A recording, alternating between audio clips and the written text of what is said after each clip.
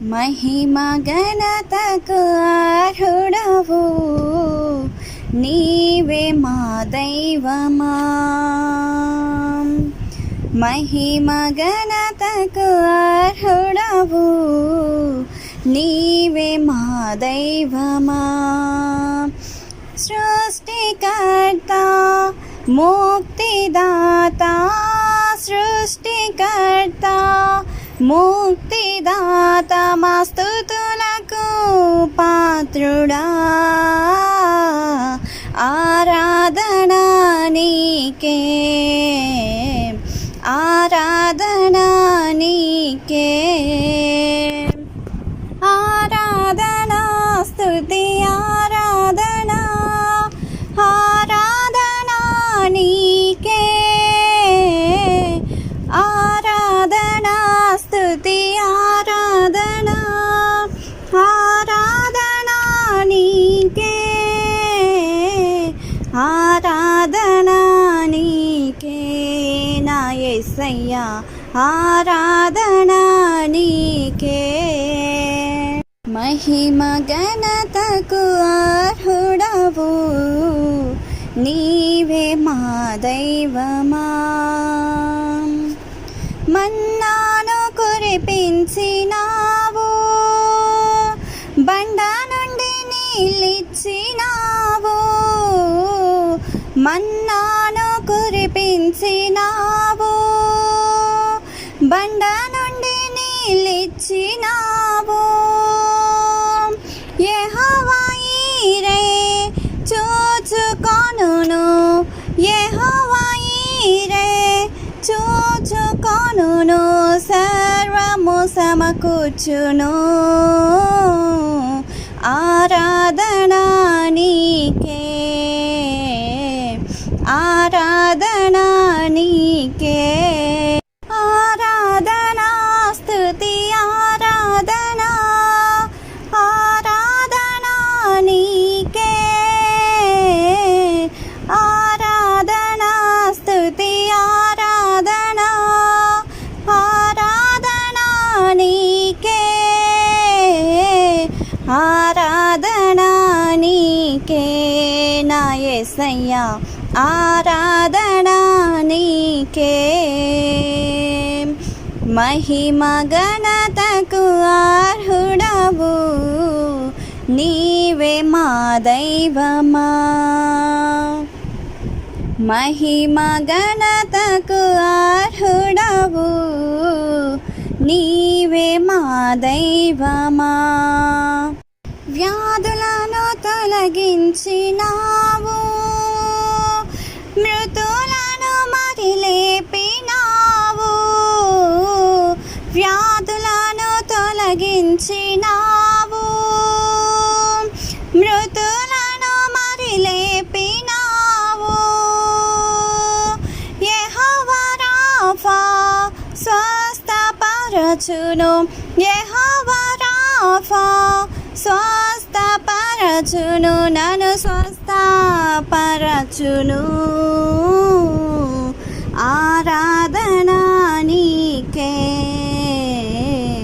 ఆరాధనా నీకే ఆరాధనా స్తుతి ఆరాధనా ఆరాధనా నీకే ఆరాధనా స్తుతి ఆరాధనా ఆరాధనా నీకే ఆరాధనా నీకే నా యేసయ్యా ఆరాధనా నీకే. మహిమ ఘనతకు అర్హుడవు నీవే మా దైవమా. మహిమ ఘనతకు అర్హుడవు నీవే మా దైవమా. సృష్టికర్త ముక్తిదాత సృష్టికర్త ముక్తిదాత మా స్తుతులకు పాత్రుడా. ఆరాధనా నీకే ఆరాధనా నీకే, ఆరాధనా స్తుతి ఆరాధనా, ఆరాధనా నీకే, ఆరాధనా స్తుతి ఆరాధనా, ఆరాధనా నీకే, ఆరాధనా నీకే నా యేసయ్యా, ఆరాధనా నీకే, ఆరాధనా నీకే నా యేసయ్యా, ఆరాధనా నీకే, ఆరాధనా నీకే.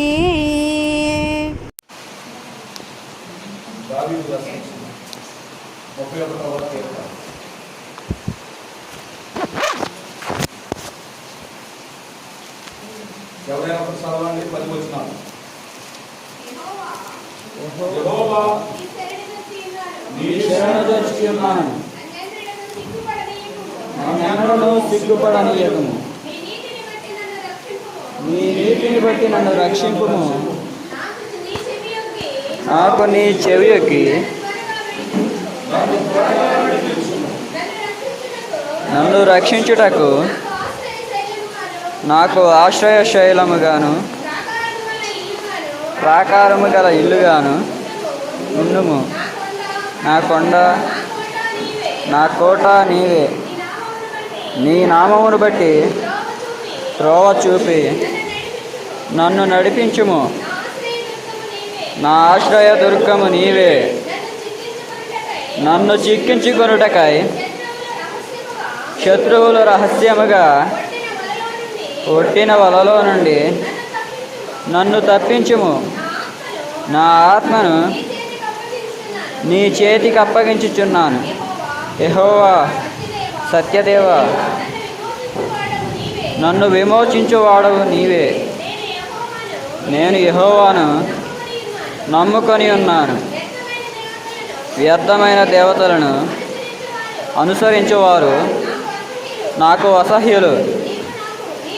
నీవు నా బాధను దృష్టించి ఉన్నావు, నా ప్రాణబాధలను నీవు కనిపెట్టి ఉన్నావు. కావున నీ కృపను బట్టి నేను ఆనందభరితుడనై సంతోషించెదను. నీవు శత్రువుల చేత నన్ను చెరపట్టలేదు. విశాల స్థలమున నా పాదములు నిలువబెట్టితే. యెహోవా, నేను ఇరుకునపడి ఉన్నాను, నన్ను కరుణింపుము. విచారము వలన నా కన్ను క్షీణించుచున్నది, నా ప్రాణము నా దేహము క్షీణించుచున్నవి. నా బ్రతుకు దుఃఖముతో వెళ్ళబుచ్చుచున్నాను. నిట్టూర్పులు విడుచుటతో నా ఏండ్లు గతించుచున్నవి. నా దోషమును బట్టి నా బలము తగ్గిపోవచ్చున్నది, నా ఎముకలు క్షీణించుచున్నవి. ఆమేన్. మనం ధ్యానం చేద్దాం పరిశుద్ధ బైబిల్ గ్రంథంలో. ఈరోజు నేను మీతో మాట్లాడేటటువంటి మాటలు జాగ్రత్తగా మీరు వినండి, నేర్చుకోండి. ఈ 31వ కీర్తనలో నుంచి నేను మీకు కొన్ని విషయాలను మీకు తెలియజేస్తాను. ఈరోజు మనం నేర్చుకుంటున్న మాటలు ఏమిటంటే పిల్లరా, దేవుడు మనల్ని వెలిగించేవాడు. దేవుడు మనల్ని ఆరిపోతున్నటువంటి జీవితాలను వెలిగించే దేవుడు. ఆయన వెలుగులో మనం ఉండాలనేది దేవుని యొక్క సంకల్పం, ఆయన యొక్క ఉద్దేశం, ఆయన యొక్క ప్రణాళిక. ఈరోజు మనం నేర్చుకుంటున్న అంశం ఏంటి అంటే, దేవుని యొక్క ముఖకాంతి మన మీద ప్రకాశించడం ద్వారా మనకు వచ్చే ఆశీర్వాదం ఏంటి, మనకు వచ్చే దేవుని, అది మనం ఈరోజు మనం తెలుసుకుంటాం. ప్రభునందు వ్యక్తులు పిల్లరా, దేవుని వాక్యము పేతురు రాసిన పత్రికలో ఇలా ఉంది. మీరు చీకటిలో నుండి ఆశ్చర్యకరమైన తన వెలుగులోనికి మిమ్మల్ని పిలిచిన వాని గుణాతిశయములను ప్రసన్నము చేయుటకు రాజులను యాజకులను రాజులైన యాజక సమూహమును సొత్తైన ప్రజలను పరిశుద్ధ జనాంగమును అయి ఉన్నారు అని దేవుడు మనతో మాట్లాడతారు. చీకటిలో నుండి తన ఆశ్చర్యకరమైన వెలుగులోనికి మనల్ని తెలుసుకున్నాడట. ఎందుకంటే మనము ఆరాధిస్తున్నటువంటి దేవుడు వెలుగై ఉన్నాడు. హల్లెలూయా. ఎవరండి మనం ఆరాధిస్తున్న దేవుడు? వెలుగు. మనం ఆరాధిస్తున్న దేవుడు వెలుగు కాబట్టి మనం చీకట్లో ఉండటం ఆయనకి ఇష్టం లేక మనందరం వెలుగులోకి పిలుచుకున్నాం. మనందరూ వెలుగులోకి పిలుచుకున్నటువంటి దేవుడు మన నుంచి ఏమి కోరుకుంటున్నాడంటే, మీరు వెలుగులో ఉండండి, అనేకులను వెలిగించండి అని దేవుడు మన నుంచి కోరుకున్నాడు. కానీ మనగలాగున్నామంటే, ఆయన వెలుగులోకి పిలిస్తే వెలుగులో ఉండకుండా వెలుగు బాగోలేదు, నాకు చీకటే బాగుందని చెప్పి చాలా మంది వెలుగులో నుంచి చీకటిలోకి వెళ్ళిపోతున్నారు. చాలా మంది వెలిగించబడి ఆరిపోతున్నారు. చాలా మంది పిల్లగా దేవుడు కోరుకున్నటువంటిది నెరవేర్చలేకపోతున్నారు. ఏం కోరుకున్నాయనంటే ఇతరులను ఎరిగించమంటాం. మనం ఇతరులను ఎరిగించలేకపోతున్నాం. వెలిగిన మనం కూడా ఆరిపోతున్నాం. అది దేవునికి ఎంత మాత్రం ఇష్టము కాదు. కాబట్టి దేవుని యొక్క వాక్యమును మనము జ్ఞాపకం చేసుకుంటున్నప్పుడు పిల్లగా ఆయన వెలుగై ఉన్నాడు. ఆయన జీవముండెను, ఆ జీవము లోకమునకు వెలుగై ఉండెను. ఆ వెలుగు లోకములో ప్రకాశించుచున్నది కానీ ఆ వెలుగు చీకటిలో ప్రకాశించుచున్నది కానీ చీకటి ఎంత మాత్రమున ఆ వెలుగును గ్రహించట్లేదు. అది యోహాను సువార్త 4వ అధ్యాయం 2వ వచనంలో ఉంది. 8వ అధ్యాయం 12వ వచనంలో నేను లోకమునకు వెలుగై ఉన్నాను అని యేసుక్రీస్తు ప్రభువు మాట్లాడతాడు. దేవుడు యోహాను సువార్తలో 7 మాటలు మాట్లాడతాడు. నేను లోకానికి వెలుగును, నేను లోకానికి ఉప్పును, నేనే నిజమైన ద్రాక్షావళిని, నేనే జీవాహారమును, నేనే జీవజలము, నేనే పునరుద్ధానమును జీవమును, నేనే మార్గమును సత్యమును జీవమును, నేనే గొర్రెల పోగు ద్వారమును, నేనే అనేటటువంటి మాటలు 7 మాటలు యోహాను సువార్తలో మాట్లాడతాడు. పిల్లలు జాగ్రత్తగా వినండి. నేనే అనే మాట చాలాసార్లు మనం చెప్పలేదు.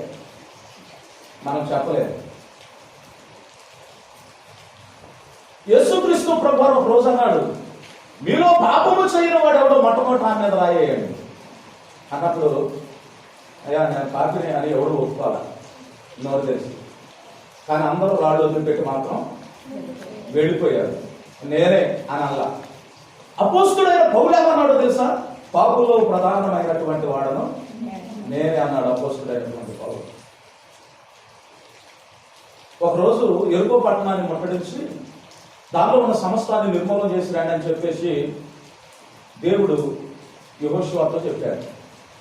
యెహోషువ సైన్యాన్ని తీసుకొని ఎరుకో పట్టణం మీదకు వెళ్ళి ఎరుకో పట్టణం అంతా చుట్టుముట్టి సమస్తం నాశనం చేసిన తర్వాత దేవుడు చెప్పాడు, మీరు దాంట్లో ఏది కూడా తీసుకొని రావద్దు, అది నాకు అసహ్యమైందని చెప్పాడు. అప్పుడు జరిగినటువంటి విషయం ఏమిటంటే, ఆ గుంపులో ఆకారం అనేవాడు ఒకడు ఉన్నాడు. ఆకారం అనేవాడు ఏం చేశాడు అని అంటే 50 మూరల ఎత్తు కలిగినటువంటి బంగారపు కమ్మిని తీసుకొచ్చి ఇంట్లో దాచుకున్నాడు. సమూయేలు ఎలీషాతో యెహోషువతో మాట్లాడు, యెహోషువ ఈ ప్రజలు దోషం చేశారయ్యా, నేను ఎదురు తీసుకురాబోతామా, కానీ మీ ప్రజల్లో ఒకడు తప్పు చేశాడు అని చెప్పాడు. లేదు ప్రభా అట్లేం జరగదు, నువ్వు చెప్పిన మాట వింటారు ప్రజలందరూ, అలా చేసేవాడు ఎవరు లేదా, నాకు తెలుసు అని చెప్పాడు సమూయేలు. నాకు దేవుడు చెప్పాడు. ఇప్పుడు యెహోషువ వచ్చి ఆ ప్రజలందరినీ అడుగుతూ ఉన్నప్పుడు ఆ తప్పు చేసిన వాడు ఎవరో చెప్పాలి. కానీ ఎవరు చెప్పట్లా. నేనే అని అనటానికి ముందుకు ఎవరు రావట్లా. నేనే అనటానికి ముందుకు ఎవరు రావట్లా. ఆ ఆకాన్ అనేవాడు నేనేనయ్యా తప్పు చేసింది తీసుకొచ్చి దాచుకున్నది అని చెప్పాలి, కానీ చెప్పట్లేదు. యేసుక్రీస్తు ప్రభు చెప్తాడు అలా. ఆయన ఏమన్నాడు తెలుసా? మీరు ఎదుగుతున్న క్రీస్తుని నేనే, రాణువుల వారితో చెప్పాడు, నేనే మీరు ఎదుగుతున్న క్రీస్తుని అని చెప్పాడు. దేవుడు మన దగ్గర నుంచి ఏమి కోరుకుంటున్నాడు అని అంటే, ఆ మాట చెబుతామని దేవుడు చూస్తున్నాడు. నేనే ఆ పాపిని, నేనే ఆ వ్యక్తిని, నేనే ఆ మనుష్యుణ్ణి అని అంటామేమో అని దేవుడు చూస్తున్నాడు. కానీ మనం అది అంటలే. ఆ మాట అంటలేమని దేవుడు చూస్తున్నాడు, కానీ ఆ మాట అంటలేదన్నమాట. దావీదు పాపం చేశాడు, సీక్రెట్ గా దాకుండా, ఏమి ఎరగనట్టుగా. నాతాను ప్రవక్త వెళ్ళాడు, కథ అంతా చెప్పాడు. ఒకడు 100 గొర్రెలు ఉన్నాయి, ఒకడు ఒకటే గొర్రె ఉంది. ఆ 100 గొర్రెలు ఉన్నవాడికి సుట్టం వస్తే 100 గొర్రెలు ఒకటి కోసి పెట్టుకోకుండా ఒకదాన్ని తీసుకొచ్చి కోసి పెట్టేసేసాడయ్యా, ఎంత దుర్మార్గుడు కదా అని అంటే, దావీదు అన్నాడు, నిశ్చయంగా వాడి మరణానికి పాత్రుడు, వాడి సంపాదన నిశ్చయంగా వెంటనే వాడు బ్రతకానికి ఏం లేదా అన్నాడు.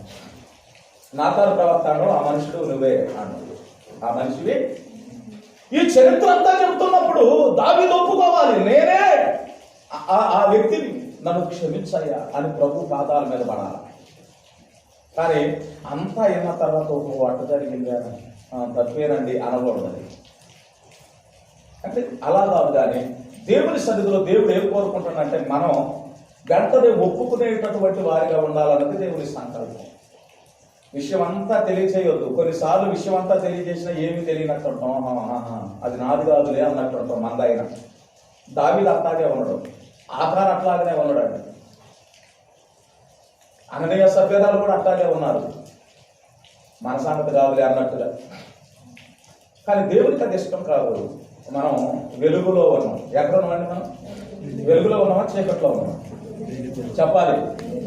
ఆశ్చర్యకరమైన తన వెలుగులోనికి ఎందుకు మనల్ని పిలిచాడు అని అంటే, ఆశ్చర్యకరమైన తన వెలుగులోనికి పిలిచిన వారి గుణాతిశయములు ప్రచురం చేయటానికి. మనల్ని ఎవరు పిలిచారో ఆయన గుణాతిశయాలు ప్రచురపరచాలి, ఆయన గురించి చెప్పాలి, ఆయన లక్షణాలు, ఆయనలో ఉన్న పరిశుద్ధత, ఆయనలో ఉన్న వెలుగు, ఆయనలో ఉన్న భయం, ఆయనలో ఉన్న స్వస్థత, అది మనం చెప్పడానికి ఆ పరమ తండ్రి అయిన దేవుడు మనల్ని పిలుచుకున్నాడు. పిల్లరా, దేవుడు వెలుగులో ఉన్నాడు, మనం కూడా వెలుగులో ఉండాలని కోరుకుంటున్నాడు. అందుకే మనందరినీ వెలుగులోకి పిలుచుకున్నాడు. ఆయన నీతి సూర్యుడు, కోటి సూర్యుల తేజస్సు కలిగినటువంటి వాడు. అందుకే వాక్యంలో ఉన్నది, యెహోవా యందు భయభక్తులు కలిగిన వారి మీద నీతి సూర్యుడు ప్రకాశించును, ఆయన రెక్కల్లో నుంచి మీకు ఆరోగ్యము కలుగుతుంది. ఆరోగ్యం ఎక్కడి నుంచి వస్తుందట చెప్పండి? ఆయన రెక్కల్లో నుంచి, ఆయన హస్తాల్లో నుంచి ఆరోగ్యం వస్తుందట. ఈ లోకంలో ప్రతి దానికి భయపడతాడు కానీ మనిషి దేవుడికి భయపడ్డాడు. దేవుడికి భయపడతలా. కరోనా అంటే భయపడిపోతున్నాం, మరి దేవుడికి భయపడట్లా. మనం అంత భయం దేవుడి మీద లేదండి. లోకంలో ఏదో రోగం వచ్చింది, మరణం వచ్చింది, విపత్తు వచ్చింది, సంహారత వచ్చిందంటే ప్రజలందరూ గజగజ వడికిపోతున్నారు. కానీ దేవా అని దేవుడి దగ్గరకు వచ్చి భయపడట్లా. అంటే దేవుడు ఏమన్నాడంటే, నేను తండ్రిని అయితే నన్ను ధనపరచువాడేవాడు, నేను యజమాని అయితే నన్ను భయపడేవాడేవాడు. దేవుడికి భయపడట్లా. రోగం అంటే భయం, కష్టం అంటే భయం, మరణం అంటే భయం, దెయ్యం అంటే భయం, అన్ని రకాలైన భయాలు మనిషి జీవితంలో ఉన్నాయి. కానీ పిల్లల దేవుడు అనే భయం మనిషి జీవితంలో ఎంత మాత్రం పడుతుంది. అందుకే దేవుని వాక్యముల నుంచి ఈరోజు మనం కొన్ని విషయాలు ధ్యానం చేద్దాం. దేవుని యొక్క ముఖకాంతి మనుషుల మీద ప్రకాశించటం ద్వారా మనిషికి వచ్చేటటువంటి మేలేమిటి? ఆయన అంటాడు కదా, 31వ కీర్తన 16వ వచనం ఒకసారి మనం చదువుదాం. నీ సేవకుని మీద నీ ముఖకాంతి ప్రకాశింపచేయము, నీ కృపచేత నన్ను రక్షించుము, నీ కృపచేత నన్ను రక్షించుము. నీ సేవకుని మీద నీ ముఖకాంతి ప్రకాశింపచేయము. చూడండి పిల్లరా, నీ కృపచేత నన్ను రక్షించుము, నన్ను రక్షించుము. ప్రభునందు మిక్కిలి పిల్లరా, దేవుని వాక్య భాగాన్ని మనం జాగ్రత్తగా పరిశీలన చేద్దాం. దేవుని యొక్క ముఖకాంతిని కీర్తనాకారుడైనటువంటి దావీదు కోరుకుంటున్నాడయ్యా, నీ ముఖకాంతి నా మీద ప్రకాశింపచేయి. నీ ముఖములో నుంచి వచ్చే ఆ ప్రసన్నత, ఆ తేజస్సు నా మీద ప్రకాశింపనివ్వు. నీ ముఖకాంతి నా మీద ప్రకాశింపచేసి నన్ను రక్షించు. చదువుబడిన కీర్తనలో మొదటి వచనంలో చివరి లైన్లో ఏమనుందంటే, నీ నీతిని బట్టి నన్ను రక్షించు, నీ నీతిని బట్టి నన్ను రక్షించు అన్నాడు. ఇక్కడ 16వ వచనంలో ఏమని రాయబడుతూ ఉన్నదంటే, నీ ముఖకాంతి నా మీద ప్రకాశింపజేసి నీ కృపను బట్టి నన్ను రక్షించు అన్నాడు. జాగ్రత్తగా వినాలి దేవుని మాటలు. దేవుని ముఖకాంతి మనుషుల మీద ప్రకాశించడం ద్వారా మనుషులు రక్షించబడతారా, కాపాడబడతారంటే కాపాడబడతారు, రక్షించబడతారు. ఖచ్చితంగా వాక్యంలో ఉంది కదా, ఆయన రెక్కల్లో నుంచి మీకు ఆరోగ్యం కలుగుతుంది, ఆయన మీ మీద ప్రకాశించినప్పుడు అని వాక్యంలో ఉంది. ప్రియులారా, ఆయన మీద మనం ప్రకాశించాలి, ఆయన మన మీద ప్రకాశించాలి, ఆయన వెలుగు మనల్ని తాకాలి, ఆయన వెలుగు మన మీద ఉదయించాలి. 60వ కీర్తన, లెమ్ము తేజరిల్లుము, నీకు వెలుగు వచ్చి ఉన్నది, లే నిలబడు, వెలుగు ప్రచురించు, నీకు వెలుగు వచ్చి ఉన్నది, లే అని అంటాడు యెషయా ప్రవక్త. దేవుని వెలుగు మన మీద ప్రకాశించాలి ప్రియులారా, దేవుని వెలుగు మన మీద ప్రకాశించాలి, దేవుని వెలుగు మన మీద ప్రకాశించాలి. ఆయన ముఖ కాంతిలో నుంచి ప్రియులారా మన మీద ప్రకాశించినప్పుడు, ఆ ముఖ కాంతి మన మీద ప్రకాశించినప్పుడు ఆయన కృపచేత మనల్ని రక్షించేటటువంటి దేవుడై ఉన్నాడు. ఆలోచన చేయండి, ముఖ కాంతి మన మీద ప్రకాశించటం ద్వారా ఏం జరుగుతుంది? ముఖ కాంతి మన మీద ప్రకాశించటం ద్వారా ఏం జరుగుతుంది? ఆలోచన చేయండి. ఒక విషయాన్ని తండ్రి అయినటువంటి దేవునితో మోషే గడపడానికి వెళ్ళాడు. 40 రాత్రులు 40 పగుళ్ళు గడిపాడు పిల్లల. గడిపితే వెలుగులో నుంచి దేవుడు మోషేతో మాట్లాడుతున్నాడు. అక్కడ పరిస్థితులు ఎలా ఉన్నాయో మనకు తెలియదు. ఆ సీనాయి పర్వతం మీద పరిస్థితులు ఎలా ఉన్నాయో తెలియదు. వెళ్ళిన ఆయనకు తెలుసు, అనుభవించిన ఆయనకు తెలుసు. ఆ ఒంటరితనం, ఆ లోన్లీతనం ఆయనకు మాత్రమే తెలుసు. ఏమి తినటానికి లేదు, తాగటానికి లేదు. కొండ మీద 40 రాత్రులు 40 పగుళ్ళు ఏం పుచ్చుకోకుండా ప్రార్థన చేస్తా ఉన్నాను. ప్రార్థన చేసిన తర్వాత వీళ్ళరా ఆయన 10 ఆజ్ఞలు ఇచ్చిన తర్వాత ఆ కొండ మీద నుంచి కిందకు దిగి వస్తుంటే ఆయన ముఖం అంట దేవదూత ముఖం వలె మెరిసిపోయిందంట. ఆయన ముఖం ఎలా ఉందంట? ఒక ప్రజ్వలిస్తున్నటువంటి సూర్యుడు అగ్నిలాగా ఆయన ముఖం మండిపోతా ఉందంట. అక్కడ కూడి ఉన్న ఇశ్రాయేలు ప్రజలందరూ కూడా ఆయన ముఖాన్ని చూడలేకపోతున్నారట. ఆయన ముఖంలో నుంచి వస్తున్న వెలుగును చూడలేక అందరూ వారి ముఖాలు కప్పుకుంటున్నారట, ముఖాలు చాటేసుకుంటున్నారు. కారణం ఏంటి? కారణం ఏమిటి అని అంటే పిల్లరా, ఆయన ప్రార్థనా జీవితం ఆయన ముఖాన్ని వెలిగించగలిగింది. ఆయన ప్రార్థనా జీవితం ఆయన ముఖాన్ని ప్రకాశింపజేసేలా ఉన్నది. ఆయన ప్రార్థనా జీవితం ద్వారా ఆయన ముఖము ప్రియులరా వెలుగుతో నింపబడింది. దేవునికి స్తోత్రం. హల్లెలూయా, హల్లెలూయా. అందుకే అంటారు, మోకాళ్ళు నల్లబడితే ముఖం తెల్లబడుద్ది అంటే దేవుని వెలుగుతో నింపబడుద్ది. దేవుని ప్రసన్నత వారి ముఖాల్లో ఉంటుంది, దేవుని కళ కాంతి ఆ ముఖాల్లో ఉంటుంది. అందుకంటాడు, వారు ఆయన తట్టు చూడగా వారికి వెలుగు కలిగెను, వారి ముఖములో ఎన్నడూ లజ్జింపలేదు, సిగ్గుపడలేదు అంటారు. ఎవరి తట్టు చూసినప్పుడు? దేవుని తట్టు చూసినప్పుడు వారికి వెలుగు కలిగిందంట, వారికి వెలుగు పుట్టిందంట. 26వ కీర్తన 3వ వచనం, వారు ఆయన తట్టు చూడగా వారికి వెలుగు కలిగిన, వారి ముఖములో ఎన్నడూ లజ్జింపలేదు. అందుకే దేవుని యొక్క సేవకుడిగా నేను చెబుతున్న ప్రియ దేవుని సంగమా, మనం సిగ్గుపడకుండా ఉండాలంటే, మనకు వెలుగు కలగాలంటే మనం దేవుని తట్టు మనం చూడాలి, దేవుని తట్టు మనం చూసేవారే ఉండాలి. ఆయన వెలుగు మన మీద పడాలి, ఆయన ప్రసన్నత మన మీద పడాలి. జాగ్రత్త. దేవుని వాక్య భాగాన్ని మనము పరిశీలన చేసినప్పుడు ప్రియులరా ఆలోచన చేయండి. అపోస్తలుడు పౌలు సౌలుగా ఉన్నప్పుడు ఆయన దమస్కు పట్టణానికి వెళుతున్నాడు. అక్కడున్న ప్రజలను క్రైస్తవులు హింసించడానికి మార్గ మధ్యలో దేవుడు ప్రత్యక్షమయ్యాడు. ప్రత్యక్షమై ప్రకాశమానమైన వెలుగు వారిని తాకినందున వాళ్ళు ఇరుచుకొని కింద పడిపోయారు. ఎప్పుడైతే పడిపోయారో కళ్ళు కనపడక గుడ్డివాడైపోయాడు. అప్పుడు పరలోకం నుంచి ఒక స్వరం కనబడుతుంది ఆకాశంలో నుంచి, సౌలా సౌలా నీవెవరు నన్ను హింసించుతున్నా అని అంటే, సౌలా అన్నాడు, నీవెవడు ప్రభు? యేసు ప్రభు అన్నాడు, నేను హింసించుతున్న యేసును. ఇప్పుడు సౌలుకి ఏమి కలిగింది? వెలుగు కలిగింది. వెలుగు కలగటం ద్వారా ఏమైంది? కళ్ళు పోయింది, గుడ్డోడైపోయింది, కళ్ళు కనపడట్లా, అంధత్వం ఏర్పడింది. పిల్లలు ఏ కళ్ళు పోయి అంటే శారీరక సంబంధమైనటువంటి బాహ్య సంబంధమైనటువంటివి చూడలేకపోతున్నాడు తాను. ఇప్పుడు అననీయ అనే ఒక పాస్టర్ గారి దగ్గరకు పంపిస్తూ, అననీయ నీ దగ్గరికి సౌలు అనేవాడు వస్తాడు, అతని తల మీద చేతుల నుంచి ప్రార్థన చేయి, అతడు దృష్టి పొందినట్లుగా. 3 రోజుల నుంచి అన్న అన్నం తెల్లా, నీళ్లు తాగలా, చూడలేకపోతున్నాడు.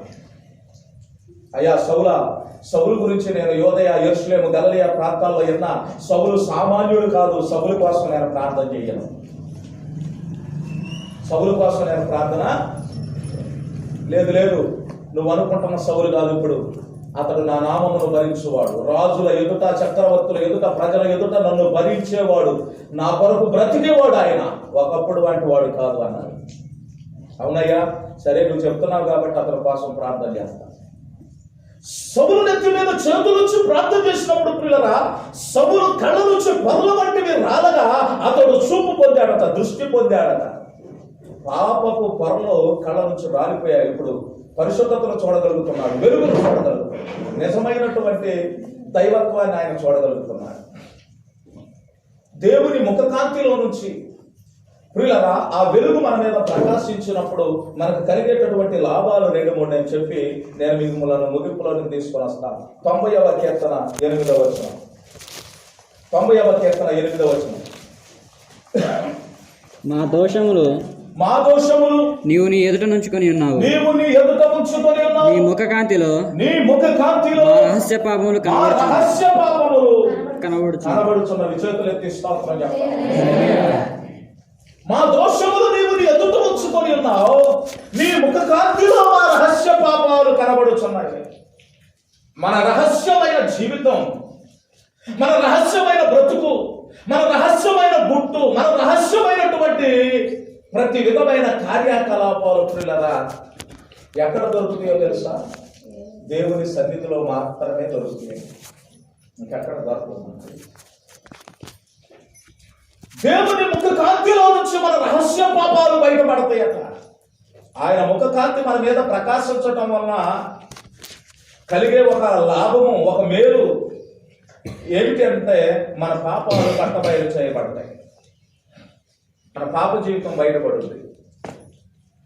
నేను పరిశుద్ధురాలు అనుకుంటున్నామే, అనుకున్నా మన బ్రతుకంతా బయటపడేది ఎక్కడంటే దేవుని ముఖకాంతి మన మీద ప్రకాశించినప్పుడు, దేవుని ముఖములో నుంచి వెలుగు మన మీద పడినప్పుడు, అప్పుడు మన సీక్రెట్ జీవితం అంతా బయటపడిపోయింది.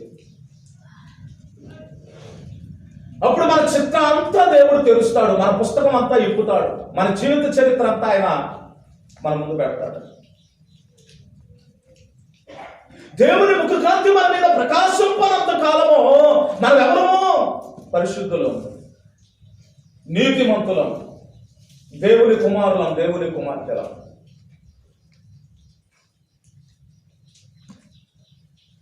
పిల్లలు ఆలోచన చేయండి. యోబు సత్యములో ఉన్నంత కాలము కూడా పరిశుద్ధుడుగానే ఉన్నాడు. యోబు సర్వసత్యములోకి వచ్చిన తర్వాత యోబు అంటున్న మాట నేను పాపిని అంటున్నాడు. యెషయా సత్యములో ఉన్నంత కాలము నేను పరిశుద్ధుడు అనుకున్నాడు. యెషయా సర్వసత్యములోకి వచ్చిన తర్వాత నేను నశించి తిని అన్నాడు. యెషయా గ్రంథాన్ని చదివితే 4వ అధ్యాయం అంటాడు, తాగుబోతులారా మీకు శ్రమ, తిరుగుబోతులారా మీకు శ్రమ అన్నాడు. 6వ అధ్యాయంలోకి వచ్చాక నేను అపవిత్రుడిని, నేను పాపిని, అపవిత్రమైన పెదవులు కలిగిన వాడిని అంటాడు. ఏమండి ఫస్ట్లో అలా అని రెండవసారి ఎలా అంటానికి కారణం ఏంటి ఆలోచింది. ఫస్ట్ ఆయన అనుకున్నాడు నేను పరిశుద్ధుని, భక్తిపరుడిని అనుకున్నాడు. కానీ ఆయన భక్తి ఎప్పుడు తేలిపోయిందంటే నిజంగా దేవునిలోకి వచ్చిన తర్వాత, దేవుని ముఖకాంతి ఆయన మీద ప్రకాశించిన తర్వాత తెలిసింది. ఆయన అంటాడు, ఇదిగో దేవుని స్వకాయాంశులు ఈ మందిరానికి నిండుకొని, దేవుని మహిమ మందిరం మీద ఉంది, సెరుగులు ఆరాధిస్తున్నారు. నా కన్నులారా దర్శనాన్ని నేను చూశా. ఎప్పుడైతే చూశానో అప్పుడు నాకు గ్రహింపైంది, నేను పాపిని, నేను అపవిత్రుడిని, అపవిత్రమైన కథలు కలిగిన నాకు అర్థమైపోయింది అంట. దేవుని వెలుగు చూడనంత కాలం, దేవుని ప్రత్యక్షత చూడనంత కాలం పరిశుద్ధులు. యోహాను దేవుని రొమ్మున ఆనుకున్నవాడు, యేసుక్రీస్తు రొమ్మున ఆనుకున్నవాడు, ప్రియమైన శిష్యుడు యోహాను. మనందరికీ తెలుసు దేవుని రొమ్మున ఆనుకున్నవాడు, దేవుణ్ణి చూసినవాడు. రొమ్మున ఆనుకున్నవాడు అంటే అర్థం ఏంటి? యోహాను దేవుని రొమ్మున ఆనుకున్నవాడు అని అర్థం. దేవునికి ప్రియమైన శిష్యుడు. ప్రకటన గ్రంథంలో ఈ దేవుణ్ణి చూసిన తర్వాత సచ్చిన వాని వలె పడ్డాడట ఆయన పాదాల మీద. దేవుని చూసినప్పుడు మరి ఇప్పుడు దేవుని చూసినప్పుడు సత్యం వాడి వాళ్ళకి పడిపోవటమే. నిజమైన భక్తిలో సర్వసత్యంలోకి వచ్చిన వారి పరిస్థితి అలా ఉండదు. పై భక్తి చేసే అంతకాలము కూడా మనకి ఈ అనుభవాలు తెలియవు. అందుకే దేవుని వాక్యం ఏమైనా సెలవిస్తుందంటే అండి, ఆయన ముఖ కాంతిలో మన రహస్య పాపాలు కనబడుచున్నవి. రెండవ మాటను మనం చదువుదాం, చూడండి. 44వ అధ్యాయము 3వ వచనం. 44:3. 44:3 వచనాన్ని. వారు తమ ఖడ్గము చేత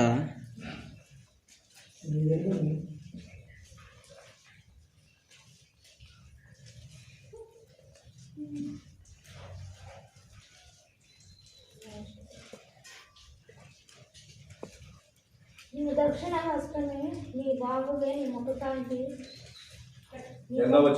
వారికి విజయము కలుగు చేసేది. 3వ వచనం 44:3 చదువుదాం. నీ దక్షిణ హస్తమే, వారు తమ ఖడ్గము చేత దేశమును స్వాధీనపరుచుకొనలేదు, వారి బాహువు వారికి జయమియలేదు.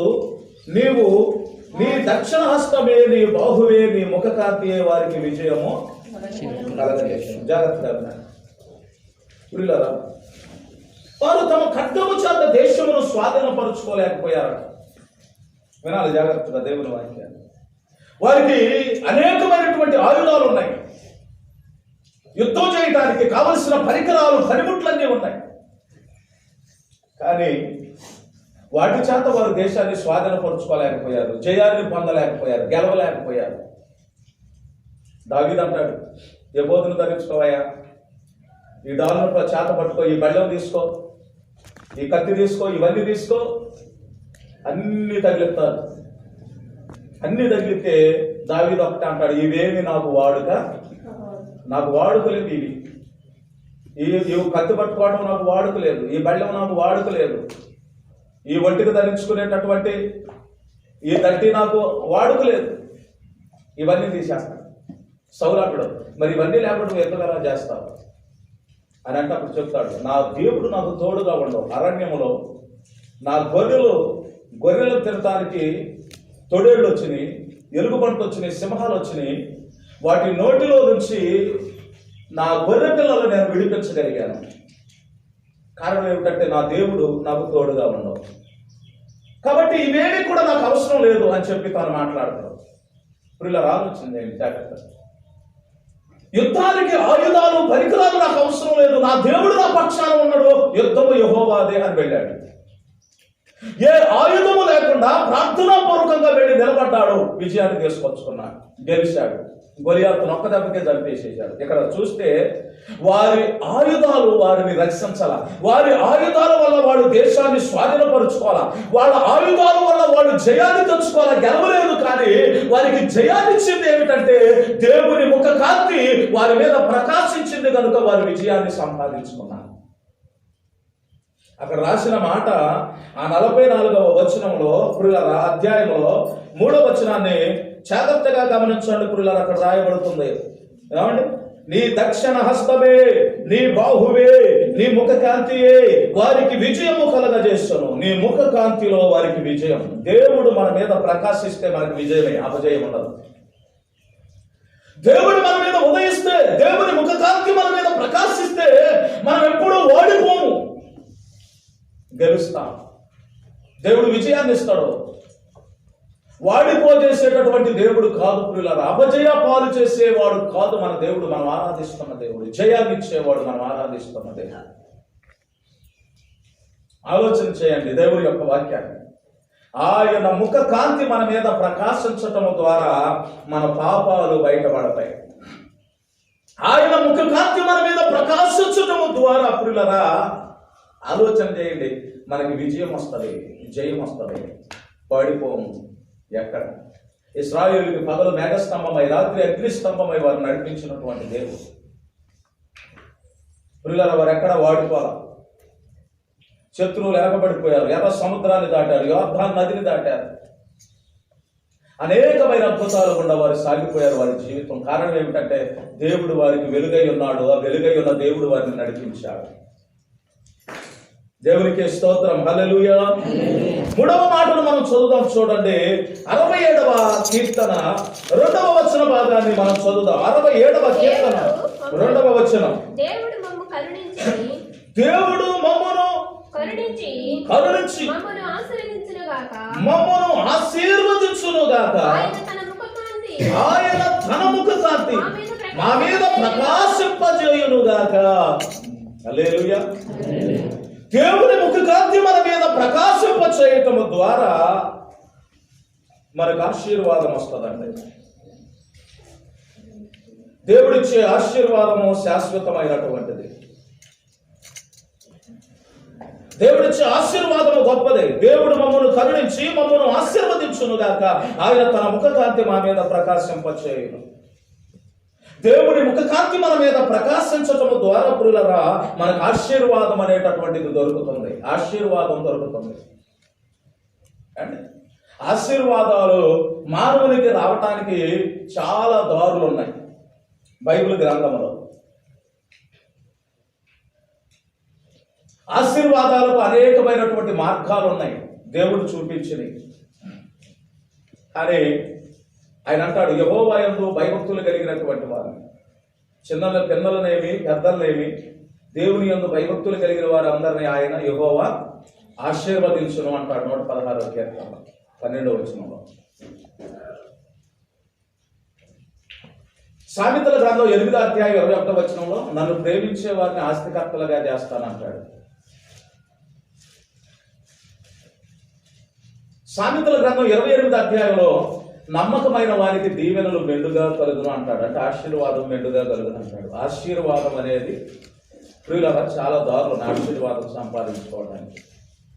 కానీ అసలైన ఆశీర్వాదం అంటే భూ సంబంధమైనది, ప్రకృతి సంబంధమైనది కాదు. ఆత్మీయమైనటువంటి ఆశీర్వాదం, పర సంబంధమైన ఆశీర్వాదం మనకి రావాలంటే ఆ ఆశీర్వాదం గుండెల నిండా స్తుతి నింపుకున్నప్పుడు మాత్రమే వస్తుంది. ఆశీర్వాదం నువ్వు భయభక్తులు కలిగి ఉండు, నమ్మకంగా ఉండు, దేవుణ్ణి ప్రేమించు, ఇంకేదన్నా చెయ్యి. కానీ గుండెలలో మన హృదయం అంతటితో ప్రభువును స్తుతిస్తూ ఆరాధిస్తూ ఉన్నప్పుడు ఆ పరలోకపు ఆశీర్వాదం, ఆత్మీయమైన ఆశీర్వాదాన్ని ప్రభు సన్నిధిలో మనం పొందుకోగలుగుతాం. అది గొప్ప ఆశీర్వాదం, అది గొప్ప దీవెన. అందుకే ఇక్కడ రాస్తున్నటువంటి మాట, ఒకటి, దేవుని ముఖకాంతి మనిషి మీద ప్రకాశించడం ద్వారా మన పాపాలు బట్టబయలు చేయబడతాయి. 2, దేవుని ముఖకాంతి మన మీద ప్రకాశించడం ద్వారా మనకి విజయం వస్తుంది. వాడిపోయే పరిస్థితులు మన జీవితంలో రావు. 3వది, దేవుని ముఖకాంతి మన మీద ప్రకాశించడం ద్వారా మనకు ఆశీర్వాదం వస్తుంది. అది మనిషి ద్వారా కలిగే ఆశీర్వాదం కాదు, ఈ లోకానుసారమైన ఆశీర్వాదం కాదు ప్రియులారా. ఇది దేవుడిచ్చే ఆశీర్వాదం, పరమ తండ్రి అయిన దేవుని దగ్గర నుంచి వచ్చే ఆశీర్వాదం. ఆయన అన్నాడు, ఏమన్నాడు అని అంటే, పట్టజాలను విస్తారమైన దీవెనలు నేను మీ మీద కుమ్మరిస్తాను, మీరు నాకు ఇచ్చి నన్ను శోధించినాయి. అట్లా అంటే దేవుని దగ్గర నుంచి వచ్చే ఆశీర్వాదం అది ఏ మనుషుడు దొంగలించలేడు, ఎత్తుకొని పోలేడు. అలాంటి ఆశీర్వాదాన్ని పరమ తండ్రి అయినటువంటి దేవుడు మనకి ఇవ్వటానికి ఆయన ఇష్టపడుతున్నాడు. మరొక మాట చెప్తా చూడండి, పరిశుద్ధ బైబిల్ గ్రంథంలో నుంచి ప్రియులారా దేవుని వాక్య భాగాన్ని మనం ధ్యానం చేద్దాం. 80వ కీర్తన 3వ వచనాన్ని మనం చదువుదాం. 80వ కీర్తన 3వ వచనం. దేవా చెరలో నుండి మమ్మల్ని రప్పించుము, చెరలో నుంచి మమ్మలను రప్పించు, మేము రక్షణ పొందునట్లు నీ ముఖకాంతి ప్రకాశింపజేయము, నీ ముఖకాంతి మా మీద ప్రకాశింపచేయము. దేవుని పరిశుద్ధ నామానికి మహిమ కలుగును గాక. ప్రియ దేవుని సంగమా, మనిషికి రక్షణ కావాలంటే దేవుడు మన మీద ప్రకాశించాలి. అది అంటున్నాడు ఇక్కడ 80వ కీర్తన 3వ వచనంలో. దేవా చెరలో నుండి మమ్మను రప్పించము, మేము రక్షణ నొందునట్లు నీ ముఖకాంతి మా మీద ప్రకాశింపచేయి. దేవుని ముఖకాంతి మన మీద ప్రకాశిస్తే మనకు రక్షణ వస్తుంది. మనం ఇందాక చదువుకున్నాం, సౌలుకి రక్షణ లేదు, క్రైస్తవులు హింసించేవాడు, బాధ పెట్టేవాడు. ఇప్పుడు దేవుడి యొక్క ప్రకాశమానమైన వెలుగు ఎప్పుడైతే చూశాడో తను రక్షణ పొందటానికి ఆ వెలుగు కారణమైంది. గొల్లలకి రక్షణ లేదు, అరణ్యంలో గొర్రెలు కాసుకుంటున్నారు. తేజవంతమైన వెలుగు, ప్రకాశమైన వెలుగు వారు చూశారు. ఆ వెలుగును వారు వెంబడించుకుంటూ వెళ్ళారు. ఆ నక్షత్రాన్ని వారికి రక్షణ కలిగింది. పిల్లలు, యేసుక్రీస్తు ద్వారా ఈ కార్యాలు జరుగుతున్నాయి. సుమియోన్ అంటాడు, యేసుక్రీస్తు ప్రభువును తన చేతుల్లోకి తీసుకొని ఈ రక్షణ కొరకే కదా, ఈ ఆదరణ కొరకే కదా నేను కనిపెట్టింది ఇప్పుడు దాకా. నిన్ను చూసిన తర్వాతే కదా నేను నా ప్రభు దగ్గరికి నేను వెళ్ళిపోయేది అని యేసు ప్రభువును తన చేతుల్లోకి తీసుకొని సుమియోన్ లోకస్వార్త 2వ అధ్యాయంలో తను మాట్లాడుతూ ఉంటాను. ప్రజలందరికీ కలిగే రక్షణ చూడటానికి నేను ఎప్పటి వరకు ఉన్నాను. అందుకే పిల్లల దేవుని వాక్యాన్ని మనం చూస్తే 80వ కీర్తన 3వ వచనంలో దేవుని వాక్యం ఏమని సెలవిస్తూ ఉన్నదంటే, ఆయన ముఖ కాంతి మన మీద ప్రకాశించటం ద్వారా మనకి రక్షణ కలుగుద్ది.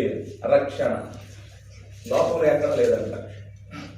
మనుషుల వల్ల రక్షణ లేదు, రాజుల వల్ల రక్షణ లేదు, డబ్బులో రక్షణ లేదు, మనం సంపాదించిన దానిలో రక్షణ ఎక్కడ లేదు. పిల్లల రక్షణ యేసుక్రీస్తు ద్వారా మాత్రమే మనకు రక్షణ. ఆలోచించాలి జాగ్రత్తగా. ఈ లోకంలో మనం దేని కొరకు పోరాటం చేస్తున్నాం, ప్రయాసపడుతున్నాం, కష్టపడుతున్నాం, డబ్బు అని, అదని, ఇదని, ఏమిటి సంపాదన అని. రేపు మనం పోతే ఏది కూడా మన ఏమంటే రాదు, ఏమి తీసుకుని వెళ్ళాము. రేపు నేను చచ్చిపోయిననుకో ఈ సేవ రాదు, ఈ ఆత్మరాలు నాతో, ఈ మందిరాలు నాతో పాటు రాదు. ఈ చేసిన పని అంతా వదిలిపెట్టుకోవటమే. అదే రక్షణ ఉందనుకో మనకి, దేవుని దగ్గర మనం ఉంటాం. ఎంతకంటే గొప్ప ఆశీర్వాదం ఉంది అక్కడ. చీకటి ఉండదు అక్కడ, సూర్యుడు ఉండడు, చంద్రుడు ఉండడు, నీతి సూర్యుడైన దేవుడే అక్కడ ప్రకాశిస్తాడు. రోగం ఉండదు, మరణం ఉండదు, డాక్టర్లు ఉండరు, మందులు ఉండవు అక్కడ. కష్టపడి పని చేసుకునే పరిస్థితులు అక్కడ ఉండవు. పని చేయనక్కర్లా, ఈ బాధలు తిప్పలు ఏమనబడాలి. అలాంటి మహిమా ప్రవేశం ఉంది దేవుని నమ్మిన పిల్లలకి. అందుకే ఈ 80వ కీర్తనలో 3 సార్లు దేవుని ముఖకాంతిని గురించి ప్రస్తావించుకుంటూ వచ్చాడండి. 19వ వచనాన్ని ఒకసారి చదవండి.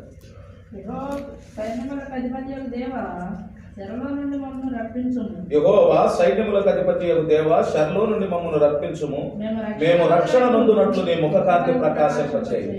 ఇక్కడ కూడా అదే మాట అంటున్నాడు, మేము రక్షణ పొందినట్లు నీ ముఖకాంతి మా మీద ప్రకాశింపచేయి.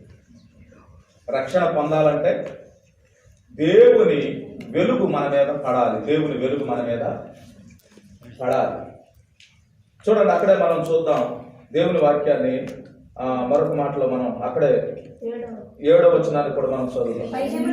సైన్యములకు అధిపతియగు దేవా, చెరలో నుండి మమ్ము రప్పించుము, మేము రక్షణ పొందినట్లు నీ ముఖకాంతి మా మీద ప్రకాశింపచేయి. రక్షణకి ఎంత ప్రాముఖ్యత ఇస్తున్నాడో దావీదు. ప్రియులారా, రక్షణకి ఎంత ప్రాముఖ్యత ఇస్తున్నాడో దావీదు, రక్షణకి ఎంత విలువనిస్తున్నాడో దావీదు. ఏమంటే ఎందుకు దేవుని దగ్గరకు వచ్చి నన్ను రక్షించమంటున్నాడు? ఒక్క దెబ్బతో గొలియాతును చంపిన వాడండి. దావీదు దగ్గర అనేకమైన సైన్యం ఉంది, బలగాలు ఉన్నాయి, యుద్ధం చేయడానికి శక్తి కలిగినటువంటి వారు ఉన్నారు, అనేకమైన యుద్ధ ఆయుధాలు ఉన్నాయి దావీదు దగ్గర. దావీదు చుట్టూ సెక్యూరిటీ అండి, రాజుగారి చుట్టూ, ఇంటి చుట్టూ సెక్యూరిటీ, ఆయన కలిగిన దాని చుట్టూ సెక్యూరిటీ. అంతమంది యుద్ధ నైపుణ్యం కలిగిన వారు, పరాక్రమశాలులు, యుద్ధ శూరులను ఆయన దగ్గర పెట్టుకొని దేవుని దగ్గరకు వచ్చి నన్ను రక్షించమంటున్నాడు. డబ్బు ఉంది, బలం ఉంది, వెండి బంగారాలు ఉన్నాయి, ఆయన దగ్గర యుద్ధం చేయడానికి అనేక మంది సైన్యం ఉంది. ఆయన పరమ తండ్రి అయిన దేవుని దగ్గరకు వచ్చి నా రక్షణ నీవే, నీ ముఖకాంతి నా మీద ఉంటే నాకు ఎప్పుడూ రక్షణ, నీ ముఖకాంతి నా మీద ప్రకాశింపచేయి అని ప్రభువుని బ్రతిమలాడుతున్నాను. పిల్లల జాగ్రత్తగా ఆలోచన చేయండి. దేవుని వెలుగు మన మీద ప్రకాశించాలి. దేవుని వెలుగు మన మీద వచ్చినప్పుడు, దేవుని వెలుగు మనల్ని తాకినప్పుడు, దేవుని ప్రకాశమానమైన శక్తి మనల్ని తాకినప్పుడు పిల్లరా, మన పాపాలు బసబయలు చేయబడతాయి, మనకి విజయము చేకూరుద్ది, విజయం వస్తుంది. జాగ్రత్తగా ఆలోచన చేయండి. మూడవదిగా మనం చూసినప్పుడు మనకి ఆశీర్వాదాలు దేవుని దగ్గర నుంచి వస్తాయి. ఆయన మన మీద ప్రకాశిస్తే మనకు ఆశీర్వాదాలు వస్తాయి. 4వది, ఆయన మన మీద ప్రకాశించడం ద్వారా మనకి రక్షణ వచ్చింది. రక్షణ చివరి మాట చెప్పన, దేవుని వాక్యంలో మనం చదువుతూ ఉంటే పరిశుద్ధ బైబిల్ గ్రంథంలో పిల్లరా చివరిగా మాటను చదువుకుందాం చూడండి. 89వ కీర్తన 17వ వచనాన్ని మనం చదువుదాం. 89వ యెహోవా యెహోవా 89:15వ వచనం. శృంగధ్వనులు లేరు ప్రజలు ధన్యులు.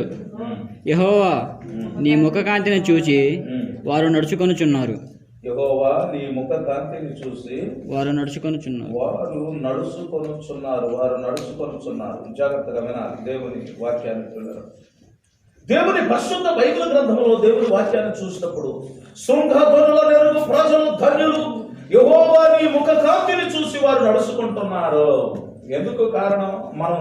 మనం సరిగా నడవాలి అంటే, సక్రమంగా నడవాలంటే, నిజమైన మార్గమైన యేసుక్రీస్తులో నడవాలంటే ఆయన మన మీద ప్రకాశించాలి. ఎందుకో తెలుసా? ఆయనే మనకు వెలుగు.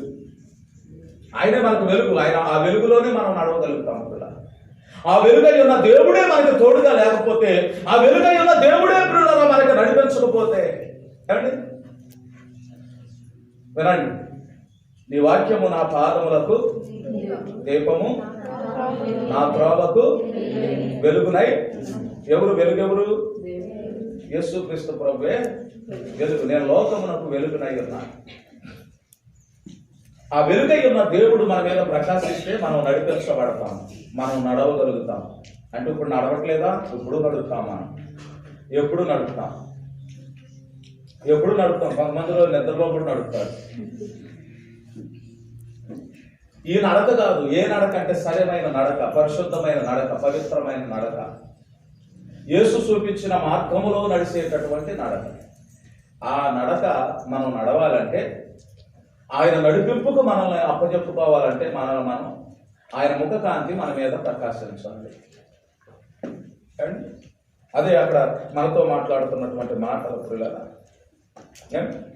దేవుని ముఖకాంతి మన మీద ప్రకాశింప చేయబడినప్పుడు మనం సరైనటువంటి పద్ధతిలో మనం నడవగలుగుతాం. 119వ కీర్తన 135వ వచనం ఒకసారి చదవండి. 119, 135. నీ సేవకుని మీద నీ ముఖకాంతి ప్రకాశింపజేయుము. నీ కట్టడలను నాకు బోధించుము. ప్రియులారా చూడండి, నీ సేవకుని మీద నీ ముఖకాంతి ప్రకాశింపచేయము, నీ కట్టడలను నాకు బోధించుము. చూడండి, దేవుని వాక్యము మనం జాగ్రత్తగా ఆలోచన చేస్తే ఇక్కడ 16వ వచనంలో కూడా అదే అన్నాడు. నీ సేవకుని మీద నీ ముఖకాంతి ప్రకాశింపచేయము, నీ కృప చేత నన్ను రక్షించుము. దేవుని కృప చాలా విలువైనది కదా. దేవుని కృప నడిపించే దేవుడు, కాపాడే దేవుడు, కనికరించే దేవుడు, కృప చూపే దేవుడు. ఆయన వెలుగులో మనం అందరూ నడవాలి. ఆయన వెలుగులోనికి మనం రావాలి. అది మన పరమ తండ్రి అయినటువంటి దేవుడు మన దగ్గర నుంచి కోరుకుంటున్నాను. దావీదు భక్తుడు దేవుని సన్నిధిలో, యెహోవా నీ శరణుదొచ్చి ఉన్నాను, నన్నెన్నడును సిగ్గుపడనీయకుము, నీ నీతిని బట్టి నన్ను రక్షించు. ఈ మాట మరలా మనం వచ్చేవారం, నీ నీతిని బట్టి అనే మాట వచ్చేవారం మనం ధ్యానం చేద్దాం. ప్రియులారా, నీ నీతిని బట్టి నన్ను రక్షించు. దేవుడు నీతిమంతుడు, దేవుల్లో నీతి ఉంది కాబట్టి ఆ నీతిమంతుడు రక్షిస్తాడు ఖచ్చితంగా. మరి ఆ నీతిమంతుడు మనల్ని రక్షించాలంటే మనం కూడా నీతిమంతులుగా ఉండాలి. అది కూడా ఆ నీతిమంతులకి ఏ ఆశీర్వాదం ఉందో, నీతిమంతులకి ఏ దీవెన ఉందో, నీతిమంతుల్ని ఎలా రక్షించుకుంటాడో వచ్చే వారం ప్రభు సన్నిధిలో దేవుని మాటలు మనం ధ్యానం చేసుకుందాం. ఈరోజు దేవుని వాక్యాన్ని మనం నేర్చుకున్నాం. జాగ్రత్తగా వినండి వాక్యాన్ని. ప్రియులారా, ఆయన ముఖ కాంతిలో మన మీద ప్రకాశించడం ద్వారా మనకు వచ్చే లాభాలు, మనకు కలిగే మేలు, మనకు కలిగే దీవెన, ఆయన ముఖ కాంతి ద్వారా మనం పొందుకునే అనుభవాలు, దర్శనాలు, ప్రత్యక్షతలు ఈరోజు చాలా విలువైనటువంటి మాటలు తండ్రి అయిన దేవుడు మనందరికీ నేర్పించి ఉన్నాడు. కాబట్టి ఆ మాటలను బట్టి ప్రభు సన్నిధిలో మనం ప్రార్థన చేసుకున్నాం. దేవుని సన్నిధిలో తండ్రి అయిన దేవుడు ఈ కొద్ది మాటలు మన వినికిడిలో హృదయంలో ఫలింపచేయును.